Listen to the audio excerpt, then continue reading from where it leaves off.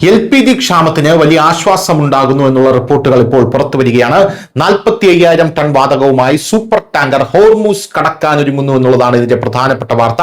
2026 ഇന്ത്യയിലെ LPG gas പ്രതിസന്ധിക്കാണ് വലിയ രീതിയിലുള്ള ഒരു ആശ്വാസം ഇപ്പോൾ വരാൻ പോകുന്നത്.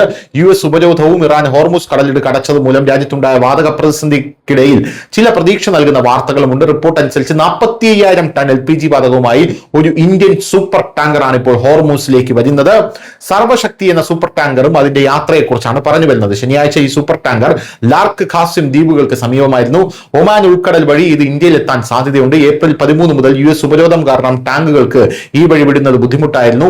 ഇന്ത്യയിൽ ഈ വാതകത്തിന്റെ വരവ് വിപണിയിൽ നിലവിലുള്ള ക്ഷാമത്തിനും വിലക്കയറ്റത്തിനും ആശ്വാസം നൽകിയേക്കാം എന്നാണ് പ്രധാനമായും പറയുന്നത്. US ഉപരോധം കാരണം കുറഞ്ഞത് 14 ഇന്ത്യൻ കപ്പലുകളെങ്കിലും ഇപ്പോൾ പേർഷ്യൻ ഗൾഫിൽ കുടുങ്ങിക്കിടക്കുന്നുണ്ടെന്ന് റിപ്പോർട്ട് പറയുന്നു. നേരത്തെ 2 കപ്പലുകൾ പോകാൻ ശ്രമിച്ചിരുന്നെങ്കിലും ഇറാൻ മുന്നറിയിപ്പ് നൽകിയതിനെ തുടർന്ന് ഇവയ്ക്ക് മടങ്ങേണ്ടി വന്നു. എന്നിരുന്നാലും ഇറാനുമായി ബന്ധമുള്ള ഏകദേശം 34 ടാങ്കറുകൾ US ഉപരോധം ഒഴിവാക്കി പോകാൻ കഴിഞ്ഞു എന്നുള്ളതും പ്രധാനപ്പെട്ട ഒരു കാര്യമാണ്.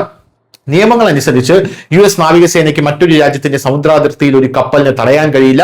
അതിനാൽ ഇറാനിയൻ തീരത്ത് നിന്ന് ഒരു കപ്പൽ ചബഹർ തുറമുഖത്തെത്തി അവിടെ നിന്ന് അന്താരാഷ്ട്ര സമുദ്രാതിർത്തി കടന്ന് ഇന്ത്യയിലേക്ക് കടന്നാൽ അത് ഒരു ബദൽ മാർഗമായിരിക്കും. ഈ വഴിയിലൂടെ ടാങ്കറിന് ഗുജറാത്ത്, മഹാരാഷ്ട്ര അല്ലെങ്കിൽ ഗോവ തുറമുഖത്തിൽ എത്താനായി സാധിക്കും. എന്തായാലും ഗ്യാസ് ഇളവുകൾക്കൊപ്പം പൊതുജനങ്ങൾക്ക് ആശങ്ക ഉണ്ടാക്കുന്ന വാർത്തകൾ കൂടെയുണ്ട്. അതായത് വരും ദിവസങ്ങളിൽ പെട്രോൾ ഡീസൽ വില വർധന ഉണ്ടായേക്കാം എന്നൊരു സൂചനയും ഇപ്പോൾ കേന്ദ്ര സർക്കാർ നൽകിയിട്ടുണ്ട്. News desk Malayalam.